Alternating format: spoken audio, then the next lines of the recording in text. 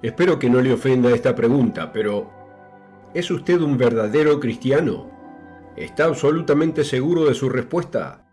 Si es así, ¿cómo lo sabe? ¿Cómo define la Biblia a un cristiano? ¿Dice que hay algún requisito? Y si es así, ¿cuáles son? ¿Hay que hacer algo más que repetir la oración del pecador? Por favor, téngame paciencia mientras hago otra pregunta personal. ¿Es posible que a usted lo hayan engañado? ¿No dice la Biblia que Satanás ha engañado al mundo entero? Pero ¿cómo puede ser eso cuando la religión más grande del mundo profesa el cristianismo? ¿Y qué hay de la advertencia de Jesús de tener cuidado de no ser engañados? En el programa de hoy veremos según la Biblia qué es un verdadero cristiano. Acompáñenos, ya regreso para darle 4 señales de un verdadero cristiano y revelar la descripción del mejor versículo de lo que significa ser cristiano.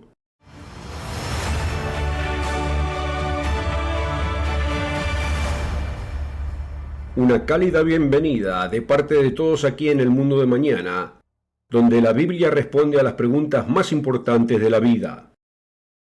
También le pedimos que no nos crea solo porque lo digamos, sino que crea lo que ve en su propia Biblia. Y por supuesto, este consejo aplica a los demás ministros también. Crea lo que usted lee en su propia Biblia. En el programa de hoy le daré 4 señales de un verdadero cristiano. Y también le revelaré la descripción del mejor versículo de lo que significa ser cristiano. Mucha gente se arrepiente de cosas que han hecho. Instintivamente saben que algunas cosas están mal. Además saben que son culpables de hacer el mal. Así que, ¿cómo deshace uno los errores que ha cometido? Algunos recurren a hacer buenas obras para borrar su pasado, siendo voluntarios a refugiados, alimentando a los pobres, o pasando a ser un guerrero en contra del cambio climático. Pero ¿eso los convierte en cristianos? Según ese estándar, ateos que cuidan enfermos podrían ser considerados cristianos. ¿Pero somos salvos por las buenas obras? Pablo explicó en Efesios 2, versículos 8 y 9, porque por gracia sois salvos por medio de la fe, y esto no de vosotros, pues es don de Dios, no por obras para que nadie se gloríe. Se requiere más que eso para ser cristiano. Pero ¿está Dios en contra de las buenas obras? Absolutamente no. Note el siguiente versículo. Porque somos hechura suya, creados en Cristo Jesús para buenas obras, las cuales Dios preparó de antemano para que anduviésemos en ellas. No, Dios espera buenas obras de aquellos que se salvan por medio de la fe. Otros piensan que pueden salvarse observando leyes rituales, como la vana repetición de oraciones memorizadas. Pero ¿qué dicen las Escrituras? Irrumpiendo en la trama, Pablo escribió en Gálatas 2, versículo 16, sabiendo que el hombre no es justificado por las obras de la ley, sino por la fe de Jesucristo.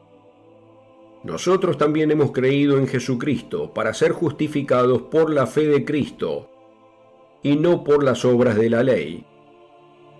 Por cuanto por las obras de la ley nadie será justificado.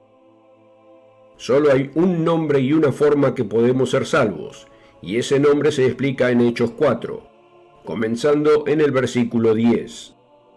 Sea notorio a todos vosotros que en el nombre de Jesucristo, este hombre que fue sanado, está en vuestra presencia sano, y en ningún otro hay salvación, porque no hay otro nombre debajo del cielo dado a los hombres en que podamos ser salvos. La salvación solo viene a través de Jesucristo. Por lo tanto, la señal número 1 es: un verdadero cristiano reconoce a Jesús como su Salvador.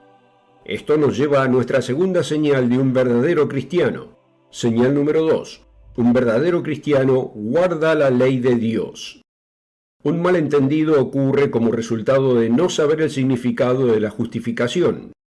Aunque la justificación es necesaria para la salvación, esta no significa salvación, sino que significa que nuestros pecados pasados han sido perdonados. ¿Pero qué es el pecado? Desempolve su Biblia y búsquelo en 1 de Juan 3, versículo 4. Cualquiera que hace pecado traspasa también la ley, pues el pecado es transgresión de la ley. Reina Valera Antigua. Ahora volvamos al pasaje que cité anteriormente en la carta de Pablo a los Gálatas, un versículo que a menudo citan aquellos que enseñan que Cristo ya hizo todo por nosotros y que ya no hay que guardar la ley. Como con otros pasajes usados para abrogar la ley, este está fuera de contexto. Otra vez, Gálatas 2:16. De nuevo, el hombre no es justificado por las obras de la ley, sino por la fe de Jesucristo. Nosotros también hemos creído en Jesucristo para ser justificados por la fe de Cristo y no por las obras de la ley, por cuanto por las obras de la ley nadie será justificado. ¿Estaba Pablo defendiendo la abolición de la ley por la gracia? En ningún modo al leer los versículos que siguen. Y si buscando ser justificados en Cristo, también nosotros somos hallados pecadores, ¿es por eso Cristo ministro de pecado? En ninguna manera. Porque si las cosas que destruí, las mismas vuelvo a edificar, transgresor me hago, porque yo por la ley soy muerto para la ley, a fin de vivir para Dios. Un verdadero cristiano tiene fe en el sacrificio de Cristo para perdón de los pecados, y además reconoce que está obligado a dejar de pecar y a guardar la ley de Dios.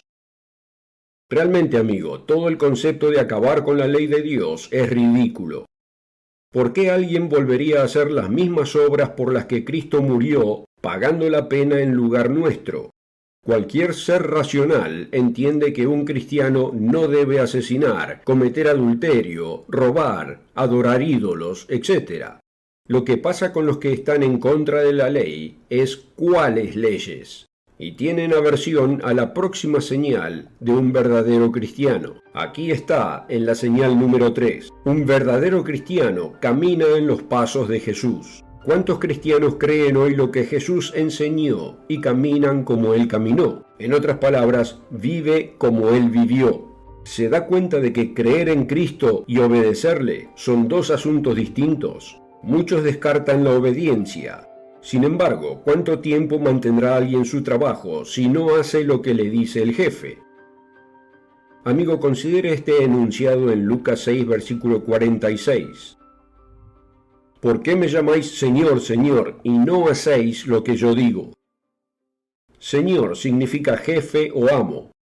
La desconexión entre lo que Jesús instruye y lo que la gente hace se encuentra en Mateo 5, versículos 17 y 18. No penséis que he venido para abrogar la ley o los profetas. No he venido para abrogar, sino para cumplir. Porque de cierto os digo, que hasta que pasen el cielo y la tierra, ni una jota ni una tilde pasará de la ley, hasta que todo se haya cumplido. Luego Jesús pasó a mostrar con ejemplos cómo los 10 mandamientos son aún más vinculantes que antes. Después de explicar el espíritu de la ley contra el asesinato, dio este ejemplo con respecto al adulterio. Oísteis que fue dicho, no cometerás adulterio. Pero yo os digo que cualquiera que mira a una mujer para codiciarla, ya adulteró con ella en su corazón. Santiago, el hermano de Cristo, nos dice que no podemos quebrantar un mandamiento de los demás. Note a qué ley, a qué grupo de mandamientos se refiere en este contexto, porque cualquiera que guardare toda la ley, pero ofendiere en un punto, se hace culpable de todos. Porque el que dijo no cometerás adulterio, también ha dicho no matarás. Ahora bien, si no cometes adulterio pero matas, ya te has hecho transgresor de la ley. Obvio, Santiago se refiere a los 10 mandamientos como un todo. No se puede quebrantar uno sin ser culpable de quebrantar todos. Y uno de esos mandamientos es recordar el sábado para santificarlo. Y eso nos lleva al ejemplo de Cristo. Y si es que vamos a seguirlo o no. ¿Vamos a seguir los pasos de Jesús o los pasos del cristianismo apóstata y del emperador romano Constantino, que era un adorador del sol? El registro del Nuevo Testamento nos muestra que Jesús guardó el séptimo día sábado.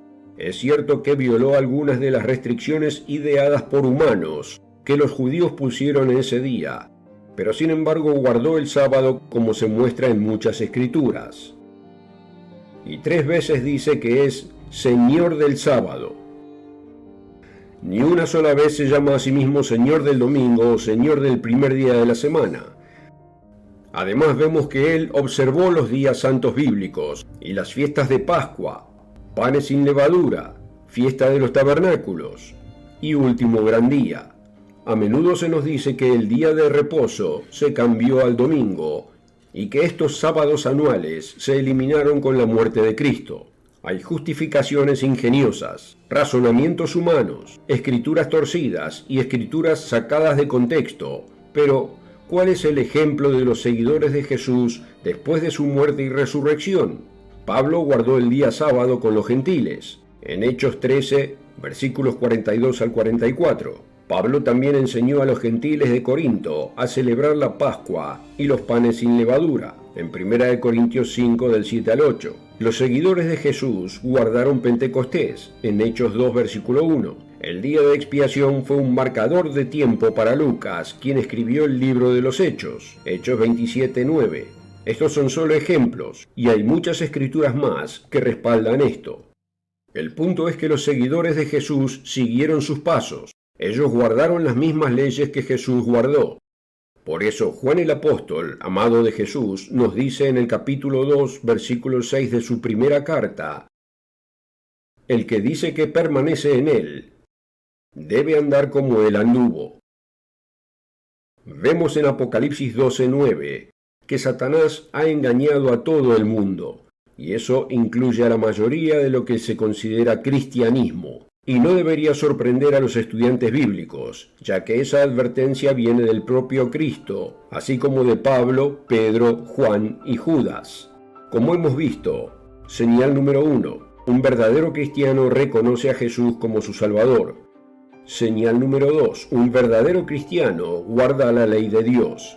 Y señal número 3, un verdadero cristiano camina en los pasos de Jesús. Ya estamos listos para buscar otra señal importante en el genuino cristianismo. Esta señal es similar a las dos anteriores, pero debe enfatizarse ya que determina la vida eterna o la muerte eterna. Como ya vimos, el pecado es la transgresión de la ley. Esa es la definición bíblica de pecado, según 1 de Juan 3, versículo 4. Claro que el término pecado se origina en la Biblia. La segunda señal de un verdadero cristiano es que guarda la ley de Dios, pero llevémoslo un paso más lejos. Sabemos que hubo un solo ser humano que vivió perfectamente, y él dio su vida para pagar la pena por nuestros pecados. A través de la fe en la sangre derramada de Cristo, sí tenemos ese perdón. Pero ¿significa eso que ya lo logramos? ¿Que realmente no tenemos que vencer los impulsos de nuestra naturaleza humana? Señal número 4. Un verdadero cristiano debe vencer al pecado. Cuando un joven se acercó a Jesús preguntando qué podía hacer para obtener la vida eterna, ¿cuál fue la respuesta de Jesús? Léalo en Mateo 19, versículo 17. Mas si quieres entrar en la vida, guarda los mandamientos. Note que él no le dijo que reconociera los mandamientos, sino que los guardara. ¿Por qué entonces algunos creen con acciones y otros con palabras que vencer los impulsos de nuestra carne y de la mente no son necesarios para la salvación? Olvídese de las justificaciones ingeniosas. ¿Qué nos dice la Biblia? Note esta severa advertencia del apóstol Pablo a la iglesia de Dios en Corinto. ¿No sabéis que los injustos no heredarán el reino de Dios? No erréis, ni los fornicarios, ni los idólatras, ni los adúlteros, ni los afeminados, ni los que se echan con varones, ni los ladrones, ni los avaros, ni los borrachos, ni los maldicientes, ni los estafadores heredarán el reino de Dios. El siguiente versículo muestra que algunos en la audiencia de Pablo tenían esos problemas antes de llegar a la verdad. Y esto erais algunos, mas ya habéis sido lavados, ya habéis sido santificados, ya habéis sido justificados en el nombre del Señor Jesús. Fíjese que Pablo dice que tales eran algunos de ustedes, o sea, ya no estaban atrapados en esos comportamientos, eran vencedores. Note también que ellos fueron justificados, sus pecados pasados fueron perdonados a través de Jesucristo, fueron lavados por la sangre de Cristo, por lo tanto fueron santificados o apartados. Al final de la Biblia nos dice el pecado sin arrepentimiento lo mantendría a uno fuera del reino y lo condenaría a la segunda muerte. Estos no son pecados de debilidad ocasional, de los que uno se arrepiente sinceramente y los cubre la sangre de Cristo. Pero debemos, con la ayuda de Dios, vencer nuestra debilidad. Como dice Apocalipsis 21, comenzando en el versículo 6. Dice claramente, y me dijo: hecho está, yo soy el Alfa y la Omega, el que venciere heredará todas las cosas. Claramente, note que esto no es algo que podamos eliminar de la Biblia. Es el que venciere heredará todas las cosas, pero los cobardes e incrédulos, los abominables y homicidas, los fornicarios y hechiceros, los idólatras y todos los mentirosos, tendrán su parte en el lago que arde con fuego y azufre, que es la muerte segunda. Sí, el Alfa y la Omega, ese es Cristo de acuerdo a Apocalipsis 1, versículo 11. Y Él dice que debemos vencer el pecado si queremos entrar en su reino. Esto no es fácil, y no lo superamos de una sola vez. Pero ser cristiano es una senda de vida, de vencer y seguir los pasos de Jesús. Así que no inventemos excusas ingeniosas, razonamientos y argumentos en torno a la obediencia de la ley de Dios. En cambio, por ejemplo, alguien adicto a la pornografía debe dejar de ser adicto, debe vencerlo. Esta admonición de vencer se encuentra en las cartas a las 7 iglesias mencionadas en Apocalipsis 2 y 3. Notemos solo una de ellas. Los de la Odisea son mencionados en el capítulo 3, versículo 21. Al que venciere, le daré que se siente conmigo en mi trono, así como yo he vencido y me he sentado con mi Padre en su trono. Antes de concluir, quisiera revelar lo que mi ex profesor universitario y mi predecesor en esta obra consideraron la mejor descripción de un verdadero cristiano en un versículo bíblico. Pero primero quiero leer una escritura que estructura el escenario. Pablo explica el bautismo en Romanos capítulo 6 versículos 3 y 4. ¿O no sabéis que todos los que hemos sido bautizados en Cristo Jesús, hemos sido bautizados en su muerte? Porque somos sepultados juntamente con él para muerte por el bautismo, a fin de que, como Cristo resucitó de los muertos por la gloria del Padre, así también nosotros andemos en vida nueva. Así es, el bautismo representa la muerte, nos muestra lo que Cristo hizo por nosotros y nos recuerda lo que debemos hacer en respuesta a su sacrificio. Dar muerte a nuestro viejo ser carnal, debemos morir en sentido figurado, ser enterrados en la tumba de agua y resucitar como una nueva persona. Aquí está ese versículo que define a un verdadero cristiano, Gálatas 2:20. Con Cristo estoy juntamente crucificado, y ya no vivo yo, mas vive Cristo en mí. Y lo que ahora vivo en la carne, lo vivo en la fe del Hijo de Dios, el cual me amó y se entregó a sí mismo por mí. Somos crucificados con Cristo en el bautismo, eso es lo que representa.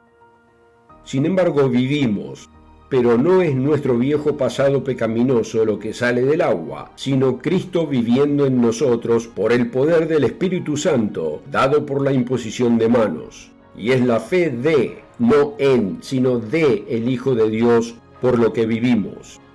Es Cristo viviendo en nosotros lo que nos hace un verdadero cristiano. Si este video le resultó útil y desea más información, asegúrese de obtener su copia gratis de la guía de estudio ¿Qué es un verdadero cristiano? Solo haga clic en el enlace de la descripción para ordenar, es así de fácil. Y dele me gusta y suscríbase al canal para ver más videos sobre diferentes temas bíblicos. Aquí en El Mundo de Mañana queremos ayudarle a entender este mundo a través de las páginas de la Biblia. Gracias por seguirnos, nos vemos la próxima.